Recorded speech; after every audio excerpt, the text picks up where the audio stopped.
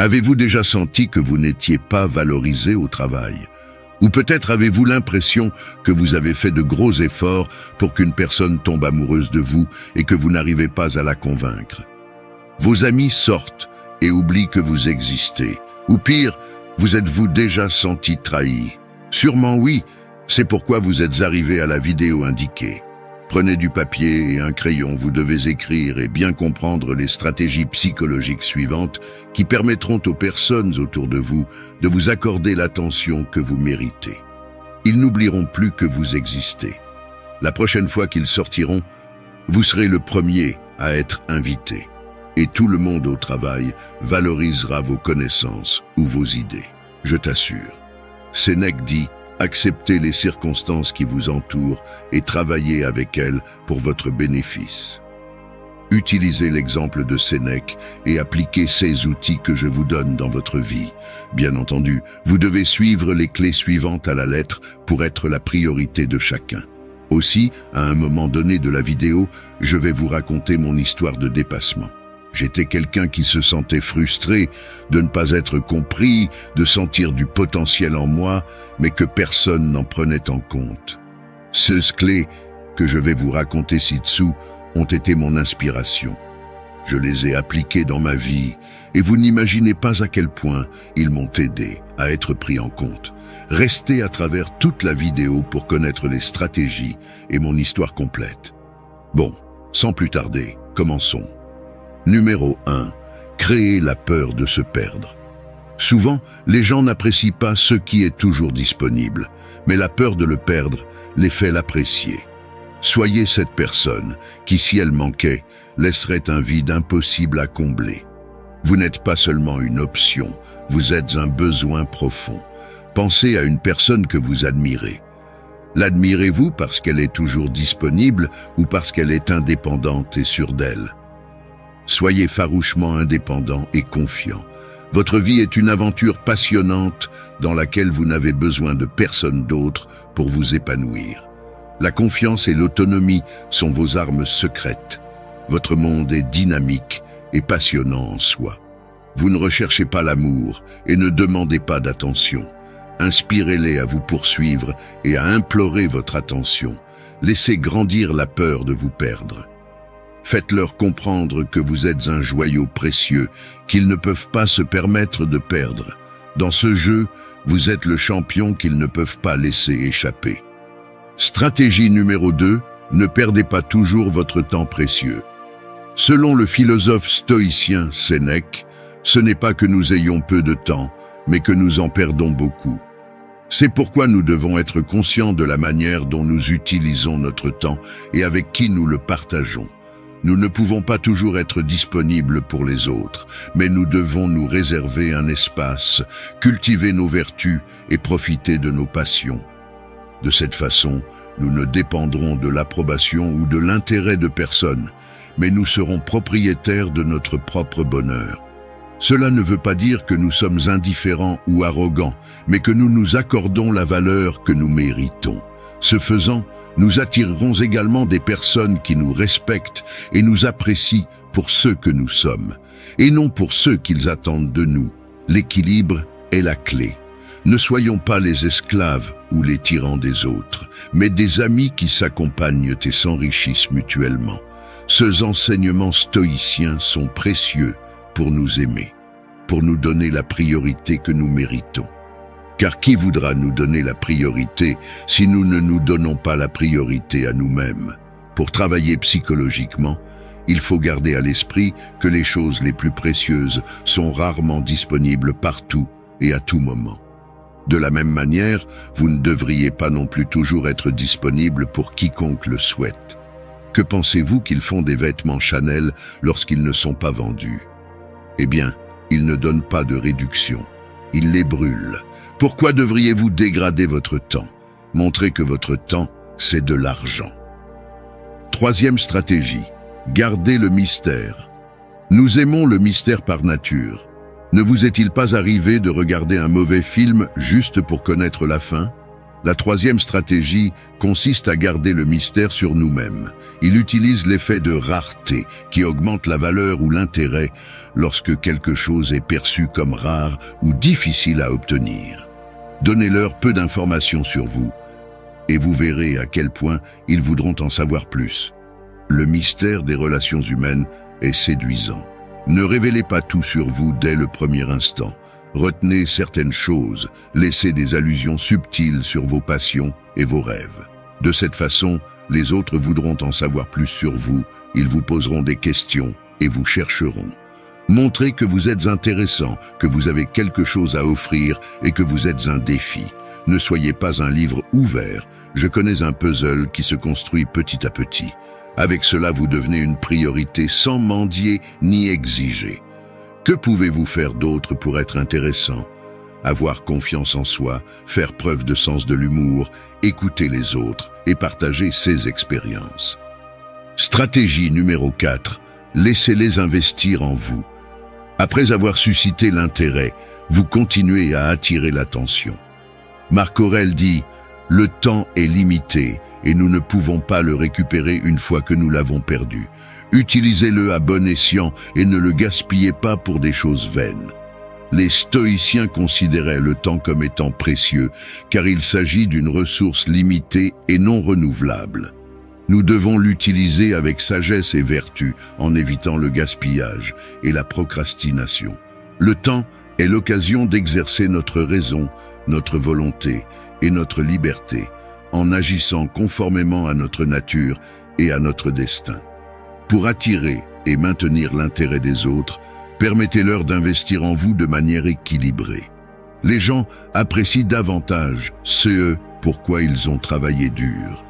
Permettez à quelqu'un de consacrer du temps, de l'énergie et des émotions à vous connaître, en montrant que vous méritez son attention. Rejetez occasionnellement les projets qui ne vous conviennent pas, montrant que votre temps est limité et précieux. Il ne s'agit pas de jouer avec leurs sentiments, mais plutôt de leur faire comprendre que votre temps est une ressource rare qu'ils devraient mériter. En faisant cela avec modération, vous leur ferez accorder plus d'importance sans provoquer de rejet. L'effet de la rareté portera ses fruits, montrant que vous êtes une personne précieuse et digne d'attention. Stratégie numéro 5. Priorisez vos besoins. Ne vous mettez pas dans une position où vous n'êtes constamment pas une priorité pour les autres. Vous ne pouvez pas contrôler ce que quelqu'un ressent à votre égard, mais vous pouvez contrôler ce que vous ressentez à votre égard. Entourez-vous de personnes qui vous apprécient vraiment et augmentez vos chances d'être considéré comme une priorité. L'estime de soi commence par vous-même. Aimez-vous et faites de vous une priorité dans votre propre vie. De cette façon, vous attirerez des personnes qui reconnaissent et apprécient votre valeur. Vous savez combien vous valez et vous n'acceptez pas moins que ce que vous méritez. Vous ne sacrifiez pas votre bonheur et votre estime de soi pour quelqu'un qui ne se soucie pas de vous ou ne vous considère pas comme il le devrait. Vous comprenez qu'une relation saine repose sur le respect et la considération mutuelle. Prendre soin de soi n'est pas égoïste, c'est le respect de soi. Préservez votre dignité et votre bien-être émotionnel en indiquant clairement que vous ne tolérez pas d'être traité comme quelque chose de secondaire. Pour les stoïciens, donner la priorité à nos besoins, c'est vivre en accord avec la nature et atteindre le bonheur. Épictète croyait que nous ne devrions nous soucier que de ceux qui dépendent de nous, nos jugements, nos désirs et nos actions, et non de ceux qui dépendent des autres, comme leur opinion ou leur approbation. Ainsi, nous évitons de souffrir de choses que nous ne pouvons pas contrôler et nous nous concentrons sur notre excellence morale. Donner la priorité à nos besoins enseigne aux autres que nous sommes précieux et que nous n'abaisserons pas nos normes. Stratégie numéro 6. Profitez d'un phénomène psychologique fascinant. Les gens sont souvent attirés par ce qu'ils ne peuvent pas avoir. En ne faisant pas de quelqu'un le centre de votre univers, vous suscitez son intérêt. Maintenez une certaine distance, leur permettant d'avoir envie de votre présence. Lorsque vous n'avez pas désespérément besoin de leur attention, vous devenez plus intrigant et valorisé pour votre individualité et votre indépendance. Marc Aurèle disait « L'indifférence est l'arme la plus puissante du sage. Il ne se laisse pas emporter par les caprices du destin ni par les passions des autres. Il sait que son bonheur dépend de lui-même et non de ceux que pensent ou pensent les autres. Il ne s'accroche à personne et ne recherche pas l'approbation. Il reste équanime et calme face aux louanges et aux critiques, au succès et à l'échec, à l'amour et à la haine. Ne laissez pas votre vie tourner autour d'une seule personne. Maintenez vos propres intérêts, objectifs et personnalités uniques. En entretenant votre propre espace, vous générez de la curiosité et de l'attraction. Votre autonomie et votre esprit d'aventure enrichissent la relation. Ne comptez pas sur quelqu'un pour être heureux. Soyez intéressant et irrésistible en vivant une vie bien remplie. N'oubliez pas que vous avez de la valeur en soi et que votre présence est un cadeau et non une obligation pour leur bonheur. Stratégie numéro 7. Arrêtez d'initier la communication à tout moment. La philosophie et la psychologie ont étudié la communication humaine. Et certaines théories suggèrent que le fait de ne pas toujours engager une conversation peut susciter la curiosité et le désir d'en savoir plus. Cependant, cette tactique peut également générer de la distance et de la méfiance si elle n'est pas bien gérée. D'un point de vue psychologique, l'esprit humain cherche à maintenir un équilibre entre les attitudes, les croyances et les comportements. Si quelqu'un a une attitude positive envers une autre personne qui n'initie jamais de conversation, une dissonance peut surgir, conduisant à remettre en question l'intérêt mutuel. Pour résoudre ce problème, la personne peut rechercher plus d'informations, interpréter des signaux non-verbaux ou changer d'attitude.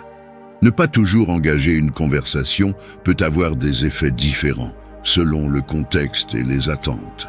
Il n'existe pas de règle universelle quant au moment et à la manière d'entamer une conversation pour susciter l'intérêt, car cela dépend du contexte, du but et de la personnalité de chaque personne. Sénèque a dit « Acceptez les circonstances qui vous entourent et travaillez avec elles pour votre bénéfice ». Pour une relation saine, respectez l'espace et le temps de chacun. Ne soyez pas dépendant et ne démarrez pas toujours la conversation. Recherchez l'équilibre entre donner et recevoir. Laissez-les venir à vous et appréciez votre présence. Ne recherchez pas l'amour ou l'amitié. Créez des liens mutuellement satisfaisants. Stratégie numéro 8. Créez votre bonheur. Le bonheur est un état interne qui se construit à partir de sa propre volonté et non à partir de circonstances extérieures. C'est un choix personnel qui implique d'assumer la responsabilité de le créer et de le maintenir sans dépendre de l'approbation ou du soutien des autres. Cette attitude d'autosuffisance génère confiance, équilibre et attractivité, favorisant des relations sociales positives. Identifiez vos sources internes de bonheur, telles que les valeurs, les passions, les talents, les buts ou les objectifs. Développez et valorisez ces aspects sans attendre une reconnaissance extérieure. Apprenez à vous aimer et à être heureux avec vous-même. Ce qui vient ensuite, ce sont les récompenses de cette autosuffisance. Si vous comptez sur les autres pour vous sentir bien, vous risquez la déception et la frustration. En cultivant votre propre bonheur, vous devenez plus confiant et plus équilibré, ce qui vous rend plus attirant aux yeux des autres. Cette autosuffisance est magnétique et attire les gens vers vous. Lorsque vous êtes heureux sans validation extérieure, vous envoyez un message puissant. Votre bonheur ne dépend de personne d'autre. Comme le disait Sénèque, le bonheur est le bien d'une âme rationnelle. Et Aristote, le bonheur consiste à unir sagement la vertu, la contemplation et les biens extérieurs. Stratégie numéro 9. Il faut toujours être prêt à prendre du recul. Nous devons avoir la capacité de quitter une relation qui ne nous apprécie pas, en communiquant que nous n'acceptons pas moins que ce que nous méritons. Imaginez avoir la force et l'estime de soi nécessaires pour reconnaître qu'une relation n'est pas réciproque ou satisfaisante. Sans hésitation, vous avez rompu le marché avec cette personne. Tout d'abord, définissez des limites et des normes claires quant à la manière dont vous vous attendez à être traité. Si quelqu'un ne respecte pas systématiquement ces normes, vous êtes prêt à le laisser partir, quels que soient vos sentiments. Lâcher prise ne signifie pas manquer de compassion, mais plutôt pratiquer l'autopréservation. C'est un signe de votre estime de soi et de votre refus de sacrifier votre bien-être pour quelqu'un qui ne vous apprécie pas. En lâchant prise, vous créez un environnement dans lequel l'autre personne peut prendre conscience de la situation et comprendre qu'elle doit faire des efforts et prioriser pour vous garder dans sa vie. Ainsi, vous générez votre propre bonheur sans dépendre de personne d'autre.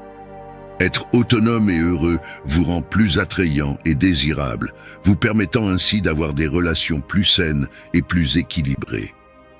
Comme le disait Jean-Paul Sartre, le bonheur, ce n'est pas faire ce qu'on veut, mais aimer ce qu'on fait. Pourquoi es-tu ici? Suivre les autres ou qu'ils vous suivent parce que vous êtes devenu leur priorité. Stratégie numéro 10. Ne pas s'attacher aux excès. Pour être la priorité des gens, vous devez vous aimer, vous donner votre place et modérer ce que vous voulez dans votre vie. Maintenez un équilibre émotionnel pour ne pas laisser vos émotions dominer la situation et assurez-vous que vos besoins sont satisfaits et valorisés. Pensez-y, vous êtes comme le capitaine d'un navire qui dirige fermement la barre. Naviguez dans vos émotions avec élégance et équilibre émotionnel, en faisant en sorte que les autres valorisent votre présence. Trouvez un équilibre entre montrer vos émotions et rester calme. Les émotions sont valables et nécessaires, mais être trop émotif peut nuire à votre vraie valeur. Adopter un équilibre émotionnel permet aux autres de comprendre vos sentiments et vos besoins sans se sentir dépassés. Communiquez vos émotions d'une manière qui favorise l'appréciation sans créer de drame inutile.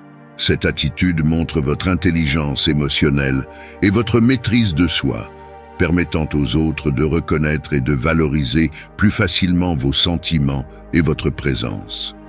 N'oubliez pas que vous ne réprimez pas vos émotions, mais que vous les exprimez plutôt d'une manière qui encourage la compréhension et l'appréciation. Comme le disait Aristote, se mettre en colère contre la bonne personne, au bon degré, au bon moment, dans le bon but et de la bonne manière, n'est pas facile. Stratégie numéro 11, soyez généreux.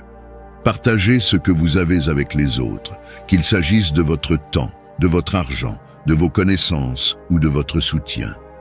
La générosité vous permet non seulement de vous sentir bien et plus heureux, mais aussi de vous rendre plus attirant aux yeux des autres. Sénèque disait « Celui qui a peu n'est pas pauvre, mais celui qui désire beaucoup ». La générosité consiste à donner sans rien attendre en retour et à aider ceux qui en ont besoin. Être généreux améliore l'estime de soi, la confiance, la gratitude et le bonheur. De plus, cela attire d'autres personnes car cela montre que vous êtes gentil, altruiste, empathique et solidaire. Les personnes généreuses ont tendance à avoir plus d'amis et des relations affectives stables et satisfaisantes parce qu'elles savent donner et recevoir, écouter et comprendre, soutenir et collaborer. La générosité ne consiste pas seulement à donner de l'argent ou des choses matérielles, mais aussi du temps, de l'attention, de l'affection, des conseils ou toute forme d'aide qui améliore la vie de quelqu'un. C'est une manière d'exprimer l'amour et le respect des autres et de créer des liens forts et durables. Selon Marc Aurèle, la générosité est une vertu fondée sur la raison, la justice et le bien commun. Dans ses méditations, il écrit que la générosité, c'est vivre en harmonie avec la nature et avec les autres, en suivant le principe de faire le bien et d'éviter le mal. Merci d'être resté jusqu'à la fin de la vidéo.